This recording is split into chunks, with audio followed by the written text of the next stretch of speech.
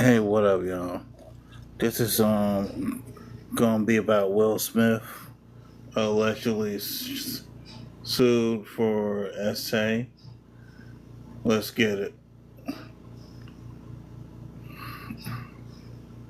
Tap screen, tap screen, tap screen, tap screen, tap screen, tap screen, tap screen, please.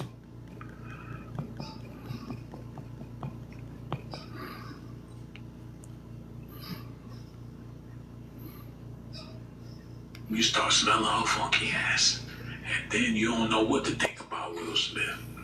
That's the world he living in. He trying to figure it out to where he could have an angle to get back in good with the public. He figured people love hip hop, or people gonna listen to music. How about I put an album out so them niggas next time they in the drive-thru ordering a 20 piece or whatever the case is, they can have that Big Willie playing in the background for them and their kids. He was hoping to make some barbecue music to settle back into the black community, at least have a foothold in society somewhere. But now with the news coming out about the violinist and with Will Smith on the attack, and they fired him because he filed sexual harassment at the last minute when they found all that shit in his hotel room. But Will Smith and him was friendly. They was allegedly by the bar. And one thing leads to another. They sneaking out the hotel rooms and swapping rooms and shit. He's been known to be a swinger, so you can't put this type of behavior past Will Smith. But now they're gonna have to figure out if it was consensual or not. Yep. Well, it wasn't a consensual slap when he slapped Chris Rock.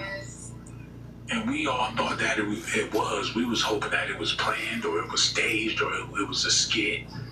And Chris Rock agreed to be slapped. Come to find out that wasn't the case, so it might go that way with this. You would figure somebody that flamboyant will want to be with Will Smith or want to be in the company of a millionaire celebrity, but it might be the other way around. They probably planted that shit in his room to make it seem like he was a meth head or whatever, but only time to tell. He said once he reported the incident to Smith's team, he was fired and told he was lying about what happened.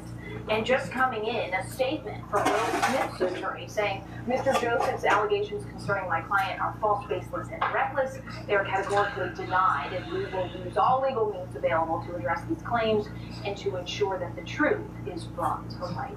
We'll bring you the latest on this. The Pulse Desk is where we track everything breaking and developing as it hits up. They on it, man. They about to get Will Smith.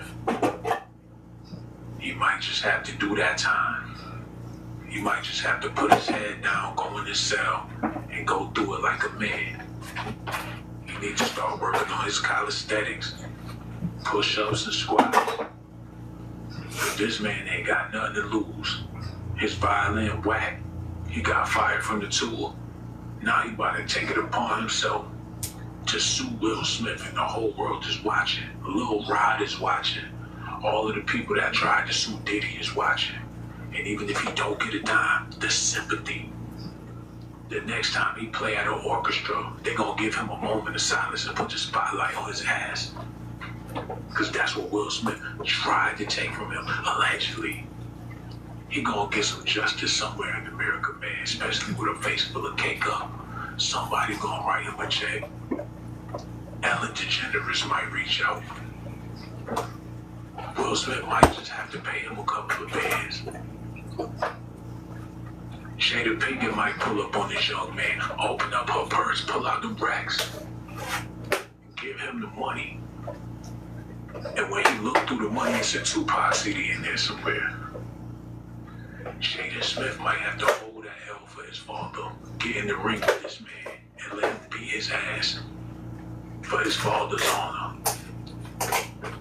Willow Smith might have to whip her hair back and forth and get in this nigga face about daddy. This dude's for SHIT, boy. We just gonna have to wait and see. I'm so mad at Will Smith for finding himself in this situation. He's supposed to be a better man. I thought he was a Christian. His mother should have never let him move to Bel Air. She should have let him. Man, this dude here is a goofy. Hold on. Let me find some real news. Shout out to Law and Crime. What's the secret, Pico? Get started at noom.com. At Grand Canyon University, we believe in equal opportunity, and the American dream starts with purpose. By honoring your sacred vocation. Big news in the entertainment world. Will Smith has just been officially sued by a professional violinist who claims he was the victim of sexual harassment and retaliation. Getting fired or getting blamed or shamed or threatened or anything like that simply for reporting sexual misconduct or safety threats at work is not okay. We are going to go over the new complaint, the allegations, the potential evidence, whether this is potentially a strong case, and we're actually bringing on the attorney who has filed this lawsuit, and we're going to do it all for you right now. Welcome to Sidebar, presented by Law and Crime. I'm Jesse Weber. Tap screen, please. Bring you this episode if we didn't have the incredible support from our sponsor, Morgan & Morgan. We're talking about America's largest personal injury law firm. We're talking about a firm with over 1,000 attorneys who've recovered $25 billion from more than 500,000 clients. I mean, in the past few months alone, a client in Florida received $12 million when insurance offered just $350,000. Out in Pennsylvania, another client was awarded $26 million. That is 40 times the insurer's offer. And Morgan & Morgan, they make it easy to fight for what you deserve. You can even start a claim from your phone. So if you're injured, you can start a claim at forthepeople.com/LC sidebar. You can click the link below, or you can scan the QR code on screen.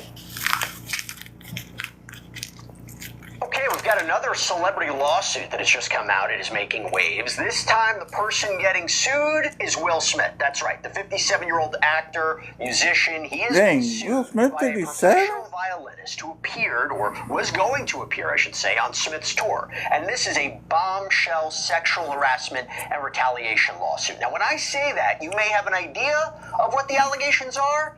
Not quite. Got to explain. I'm going to go over the complaint. I'm going to go over the allegations, the legal claims. We will see if there is something here potentially.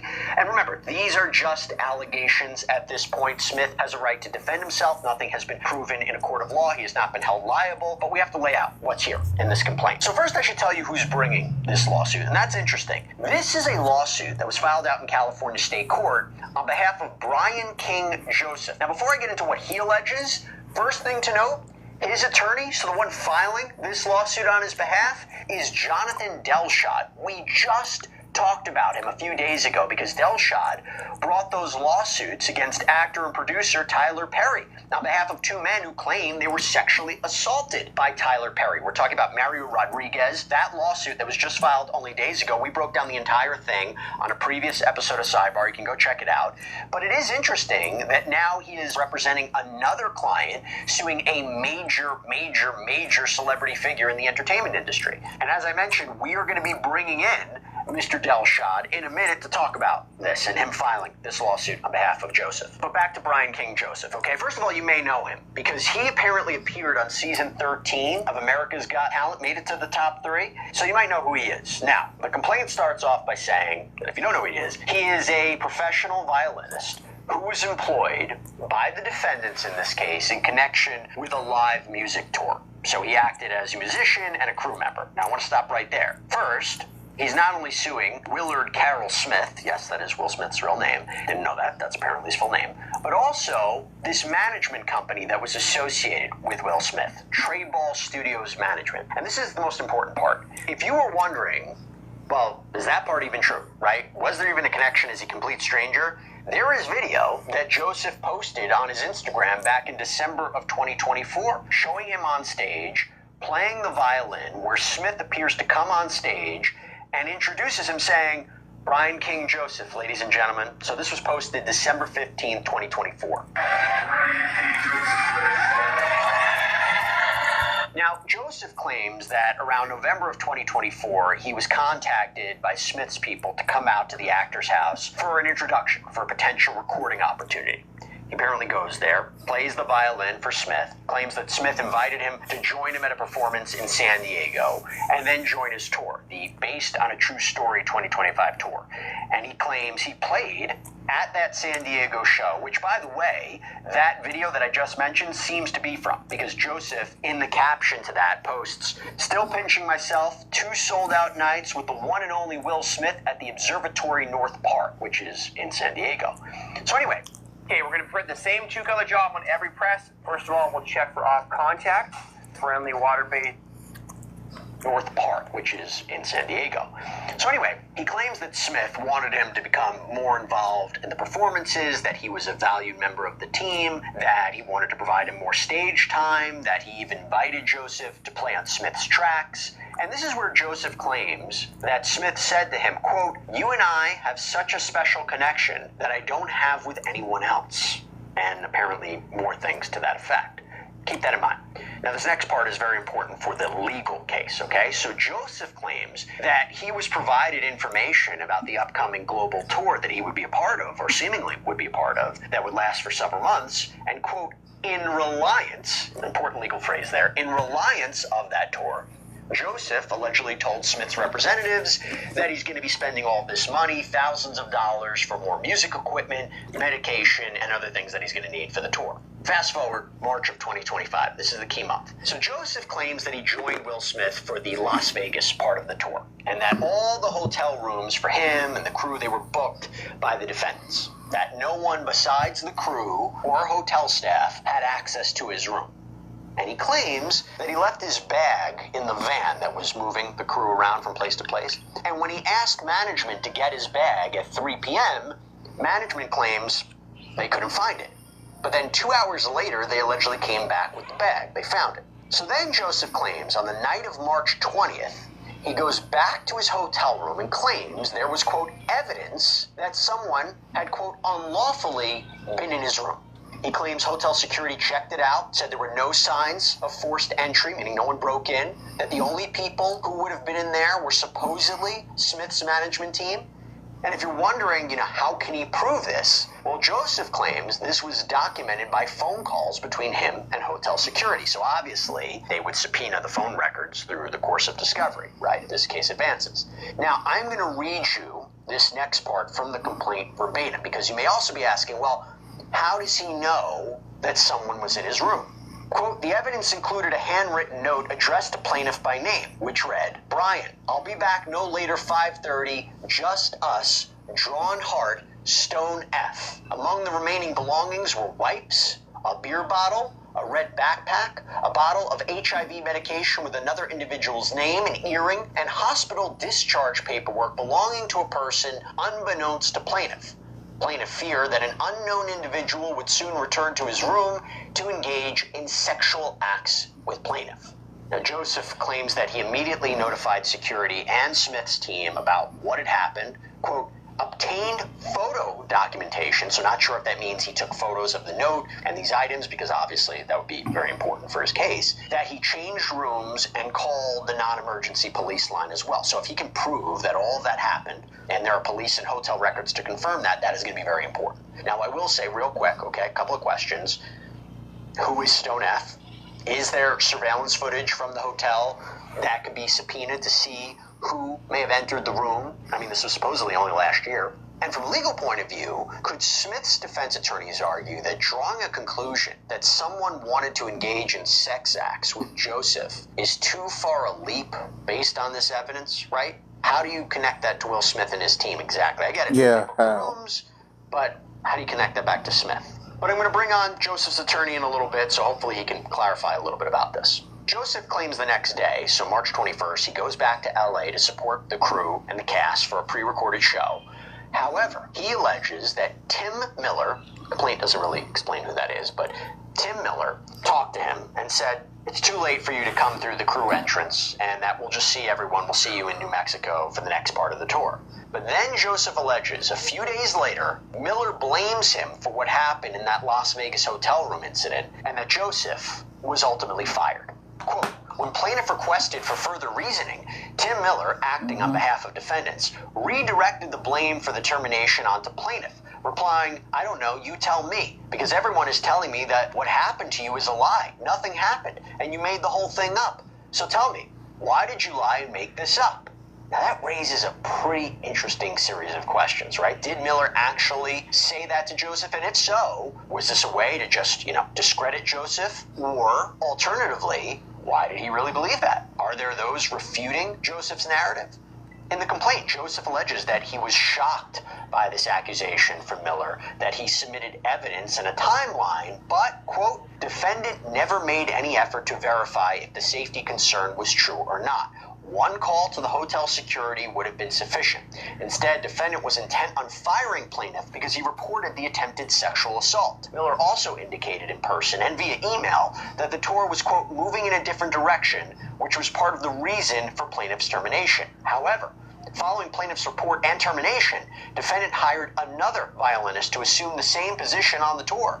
This hiring strongly suggested that defendant's stated reason for the termination was pretextual. And from there, the complaint reads, plaintiff further pleads on information and belief that defendant's conduct goes beyond a mere failure to protect an employee's safety or a dispute over a claim. Facts strongly suggest that defendant Willard Carroll Smith II was deliberately grooming and priming Mr. Joseph for further sexual exploitation. The sequence of events, Smith's prior statements to plaintiff, and the circumstances of the hotel intrusion all point to a pattern of predatory behavior rather than an isolated incident.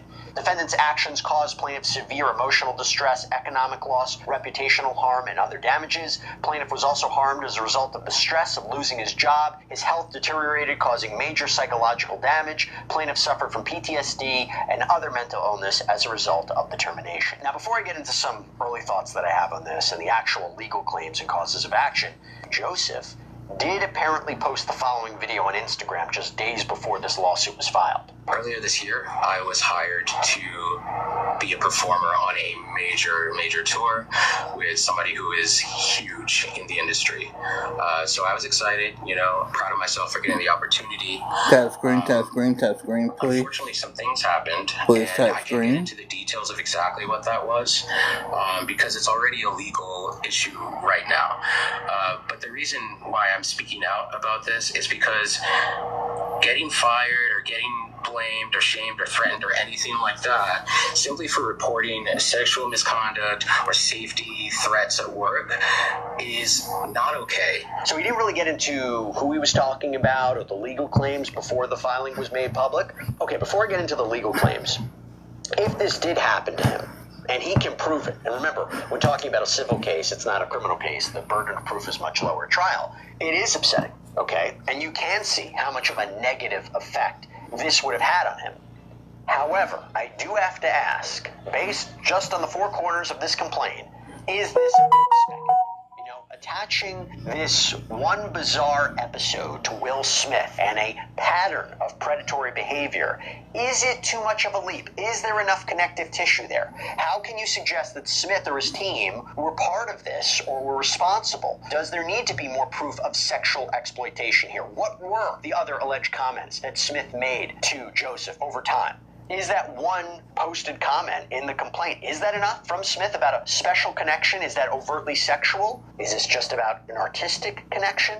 There's room there to debate. And while, of course, a complaint is more bare bones and claims can be further developed during the course of discovery and when information and evidence is exchanged, texts, phone records, email, surveillance footage, but is it too bare bones right now? You wonder if Smith will try to move for what we call in the law summary judgment on this. Basically, that there's no genuine issue for either a judge or jury to decide here. There's no legal claim. Not saying it would be effective, not saying it would work, but just reading the allegations as laid out, do they support a case against Smith and this management company?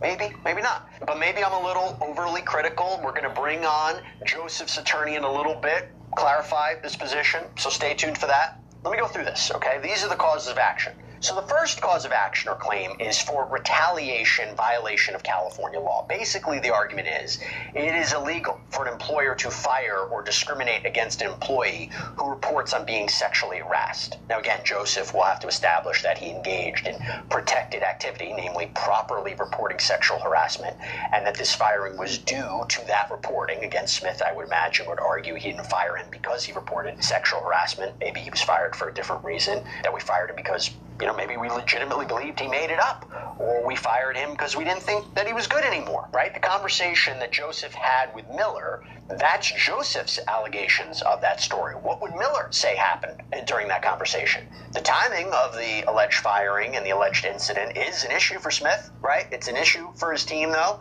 That proximity, very close in time, could be difficult. And if they didn't properly investigate Joseph's, let's say there are legitimate claims, that could be an issue for Will Smith. The next claim is also for retaliation, but it's under the labor code. So it's similar, but the argument is that it's illegal for an employer to retaliate against an employee for revealing information that the employee reasonably believes violates state or federal law. Again, Tap screen. activity. Same thoughts as above. The third cause, also similar, it's retaliatory termination in violation of public policy. So it's not based on a statute per se, but more California case law. That it has been California law to stop retaliation against employees who complain about workplace health and safety conditions. So it seems to be a broader claim. I did a quick look on this. It appears to be a viable separate cause of action in California. But again, you need that connectivity, right? That he was fired for reporting what he claims was a trespass into his hotel room.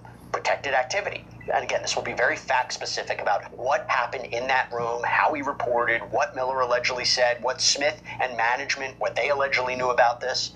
The fourth claim is for what's known as a Bain Act violation, the Tom Bain Civil Rights Act. So it provides someone a right to sue if they believe their rights under the Constitution or California law have been interfered with. Here the claim is that Joseph had a right to report safety hazards and not be retaliated against. The rights he claims are protected by California labor law and the state constitution, a guarantee of personal safety and security. This is a notable section, quote, following these protected actions, defendants through their agents and representatives engaged in threats, intimidation, and or coercion by abruptly terminating plaintiff's employment, falsely stating they were moving in a different direction and replacing him with another violinist. Again, fair to allege, but is what Miller allegedly did and the subsequent alleged termination, threats, intimidation, coercion, in my opinion, I could be wrong. I think that needs to be fleshed out a little bit more, but we're in the early stages.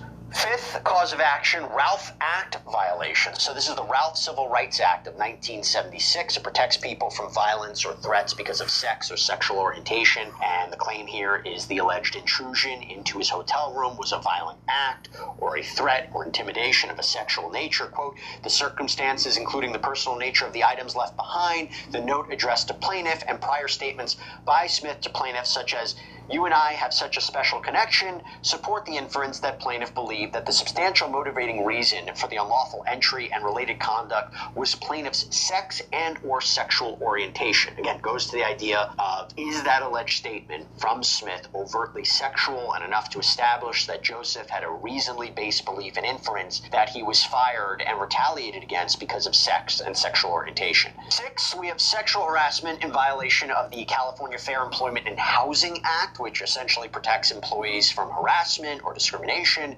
The actual excerpt from the code says it makes it illegal for an employer or any other person because of sex to harass an employee.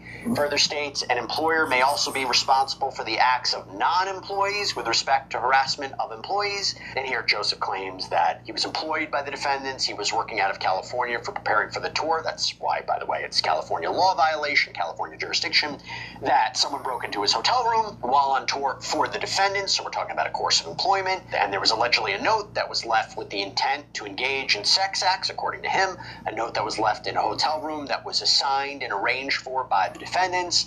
They allegedly didn't do anything about it after Joseph reported on it, and he was fired for it. Now, throughout the complaint, Joseph discusses the harm that he allegedly suffered and the damages that he believes he's entitled to. So allegedly severe emotional distress, fear of his safety, an economic loss, PTSD, damage to his reputation, claims that he's entitled to a wide array of economic damages. And I will say this, the harm suffered could be the strongest claim, because if he can properly allege everything above, right, and that he was fired for reporting a legitimate workplace safety issue, then it may be an easier road to prove how he suffered financially and people calling him a liar, and that he reaches this opportunity and for it to be taken away in this fashion probably will require him to testify, but just initial thoughts on that. Now, at the time of this recording, I haven't been able to see a statement that was released on Will Smith's part from his representatives. However, according to People magazine, Smith's attorney, Alan B. Grodsky, said, quote, Mr. Joseph's allegations concerning my client are false, baseless, and reckless. They are categorically denied, and we will use all legal means available to address these claims and to ensure that the truth is brought to light. Now, I will also say this. This lawsuit comes at a precarious time for the actor, right after the fallout from the Oscars Chris Rock travesty, him reportedly trying to do these collaborations with influencers online. You do wonder if his side will say, you know what? Joseph launches this lawsuit out of all times right now. There's a strong chance that he'll accuse Joseph of instituting this lawsuit at a time when Will Smith's career reputation may have taken a bit of a hit, so it's like piling on. I mean, on top of this, remember, this lawsuit comes in the wake of Will Smith's wife, Jada Pinkett Smith, being sued in a $3 million lawsuit by her former associate, who alleges that she threatened him and demanded he sign an NDA. So the timing here is very important. It always will go to issues of credibility. Let's see how it plays out. Okay, so now I want to break this down a little bit further with the attorney who is representing Mr. Joseph and who has filed this lawsuit on his behalf, Jonathan Delshad. Thank you so much for taking the time. Really, really appreciate it. My first question is, why file this lawsuit right now, right before January 2026? Was it strategic to file at this time? You know, it's not a strategic move on this case. The truth is just I had a little bit of extra time during the end of the year. It's quiet in the office. I'm able to get a lot of more work done without people interrupting me here and there. So no, I mean we've been working on this case for quite a while, and it's not a strategic. It wasn't a strategic decision to do it towards the end of the year, but it was more a function of when I had the mental capacity to finish it out, get it done, get it ready, and get it filed. Gotcha. How's your client doing, by the way? I mentioned before that there was a video that he released before the lawsuit was filed, and then afterwards there was an Instagram story where he was talking about the support that he has received. So in the wake of filing this lawsuit and it being publicized, and it's been in the news cycle now for like 24 hours, how's he doing? Yeah, you know, I've spoken to him, and without getting into too much attorney-client communication. You know, he is very thankful for support that he's getting. It's a lot. You know, this story has caught the attention of a lot of media, and a lot of people are talking about this, and he's getting a lot of messages, and people are asking him to come on their shows and talk about the case and talk about things that are going on. And right now, you know, I've been counseling him just to sit tight. Let's just let things kind of blow over, and if at a later time he wants to, he can. But, you know, it's a lot right now, and a lot of people are emailing him, but he is very thankful for the amount of support that he's getting. It's a tough thing to go through, you know. Somebody like him, although he has been in America's Got Talent, he has had some fame. Putting yourself out against somebody the likes of Will Smith is not an easy thing to do, and so it takes a lot of courage, and it takes a lot of guts to do what he did, and he felt it was the right move to do, and I think it is as well. No, that's 100% true, and you and I both know from a legal perspective to make a very public case and a very public claim against a high-profile celebrity when there are avenues in the law where someone could file a lawsuit anonymously. I'm not saying that's what your client wanted to do or not, but sometimes there's an avenue. You know, that goes to a clear issue of credibility, and it goes to a clear issue of why do this. I did have a couple of questions for you as I was breaking it down, the lawsuit, and I was hoping you could clarify them. So obviously a part of this lawsuit is narrative, if this goes to trial, is going to be understanding what happened in that hotel room. The part that I'm struggling with and I'm trying to understand is how you connected back to Will Smith. So on one hand, I understand that it was, you know, the defendants, right, him and this management company together that were part of booking the rooms for this tour. But the idea of that, what your client claims he found in that room was a form of sexual harassment that was tied back to Will Smith because of a comment that he made, or maybe even a series of comments, even though it seems like there was only one that was listed, and that he, you know, that he was fired because of that. I think that's I'm struggling understanding the connective tissue back to Will Smith. If you could explain it to me. Sure, and I don't want to get ahead of my skis here because again we haven't done discovery.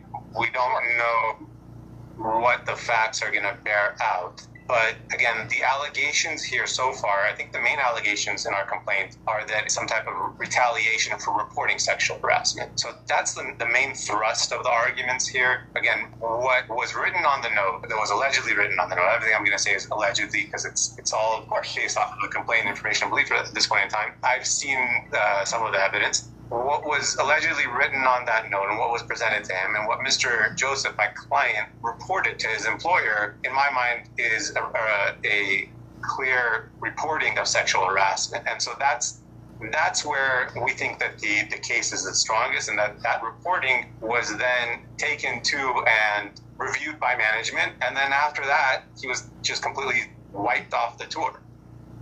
So, I mean, he was headlined in one of the earlier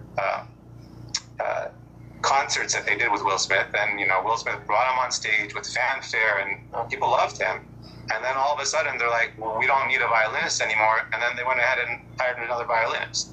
Right. Does your client have an idea of who wrote that note? He doesn't. We've done some independent research into it, and I don't want to disclose that at this point in time. Totally fair. Is there anything you can say whether or not the person who wrote that note is somehow connected to Will Smith? I know can you say anything about that? I can't say anything. I think that's going to be something that Discovery is going to bear out. Okay. And we're going to have to find out later in this case. I mean, we have our theories, we have our beliefs, and I think you're spot on. By the way, that's the critical question in this, in tying it back, meaning, can we tie that back to Will Smith? But I think that there's a second option as well. That's just for the sexual harassment part of it. For the reporting, clearly it got back to Will Smith. I mean, that the reporting was reported to the tour manager, the right-hand man. Is that Tim Miller, by the way? Is that Tim Miller? Yeah, that's Tim Miller.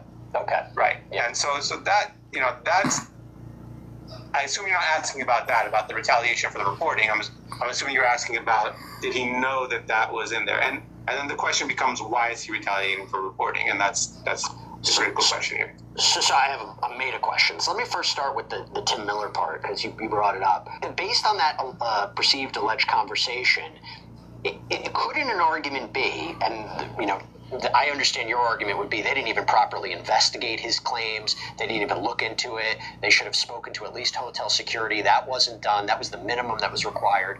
I'd imagine based on the complaint, Tim Miller would say either A, your client was let go because they decided to go in a different direction in terms of a violinist, or B, that they believe that he made all this up. Why, and if that's what's alleged in the complaint, why would Tim Miller claim that your client made up this whole Las Vegas hotel room incident?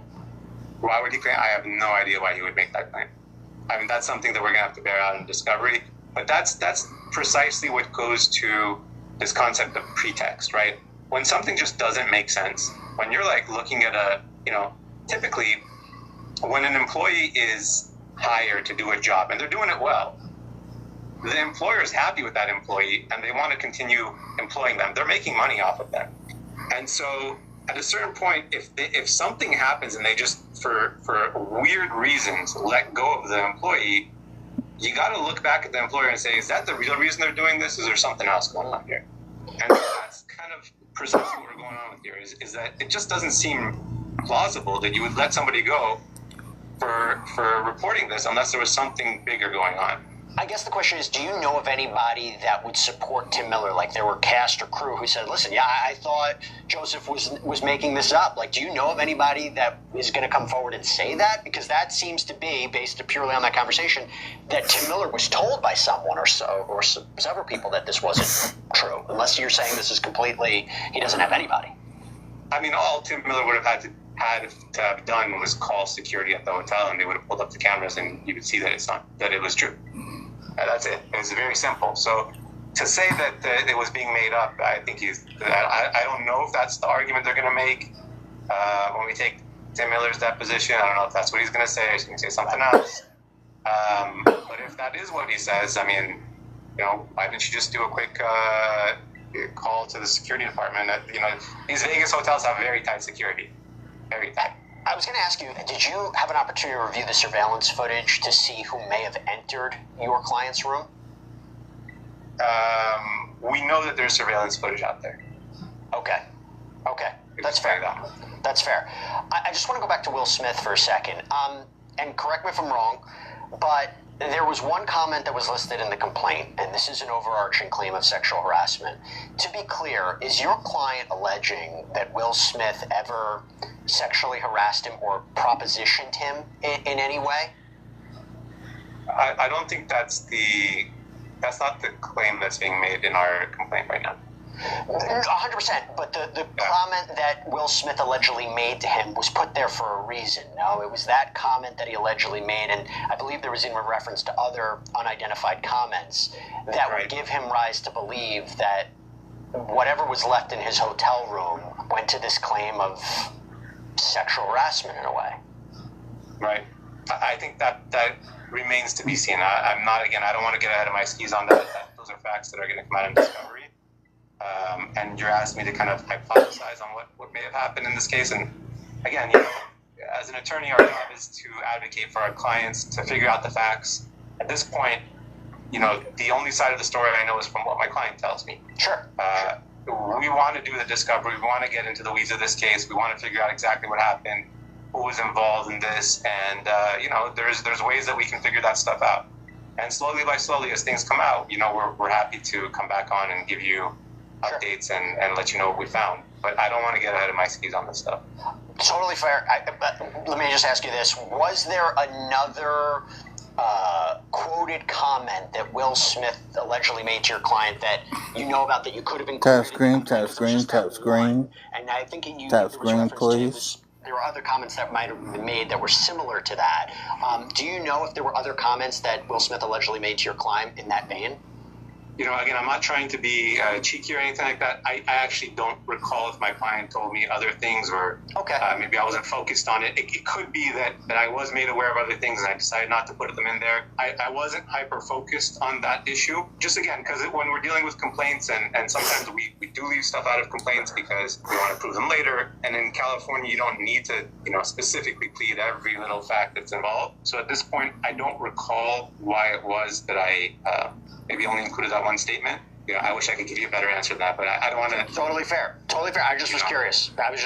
What is your client hoping for at this moment? Is his goal to, what is his goal at the end of the day by filing this lawsuit, making this public, potentially taking this to trial?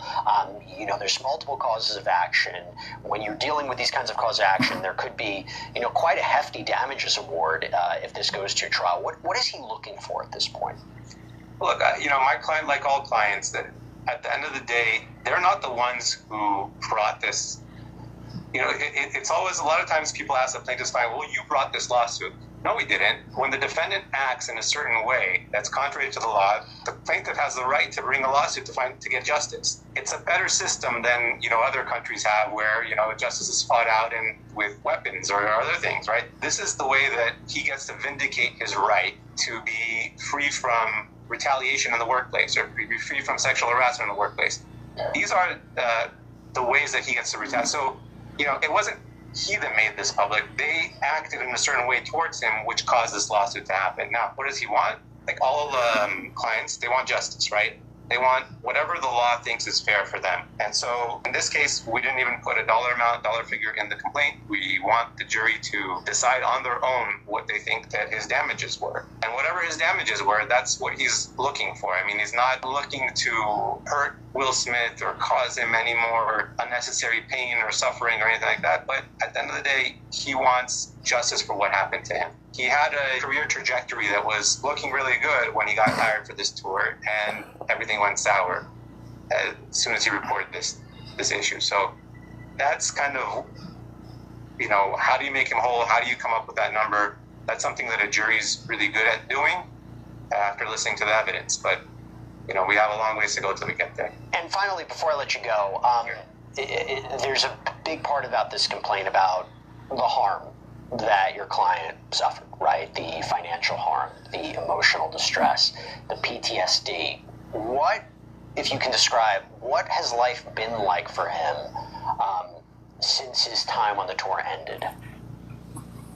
Well, it's kind of a hard thing for me to pinpoint or describe, but I could see it. There's, sometimes clients. We're almost done, y'all. And some clients, they've been terminated. And my practice, tap screen, please. I don't take their case. I'm a very, very selective attorney. I take very, very few clients. And when they come to my office and when we talk about their case, and I get to see certain emotions depending on who they bring with them. Sometimes people bring people for support to the office. They'll bring a friend, they'll bring a mother, or a brother, or a spouse. And you can kind of ask them and talk to them and say, how has he been after this situation? And I'll tell you, there's a range, there's a spectrum. And some people, they bounce back really quickly. They get fired from a job, no problem. 2 days later, they're on to another job and they're feeling good. And some people, go through a deep, dark depression. Losing a job, when somebody has a job, they think about hope and they think about the future and they think about how great life is. And when that gets taken away from you, especially when it's taken away from you in a way where you feel like it was unfair, it leaves a big hole. And some people have a harder time being resilient and bouncing back from that, and some people don't. And so a lot of people look at it and they say, why doesn't he just get back up and find another job, do something else, move on with his life? And that's easier said than done for some people. But we got to be sensitive to some other people who have it a little bit harder. For Mr. Joseph, from what I've seen, he's on the harder end of it. It really affected him for quite a while. And so obviously as time goes on, everything gets a little bit easier, the pain dulls. But from the spectrum of clients that I see in my office, he was on the higher end, I would say. Well, listen, Mr. Joshua, thank you for taking the time, breaking it down for us, coming on to appear. We'd like to continue the conversation as this case progresses, but I really, really appreciate it and you answering some of our questions about this. Thank you. It's my pleasure. I appreciate it. Thank you for having me. That's all we have for you right now here on Sidebar. Everybody, thank you so much for joining us. And that's it. See y'all later. On YouTube, Apple Podcasts, Spotify, wherever you get your podcasts.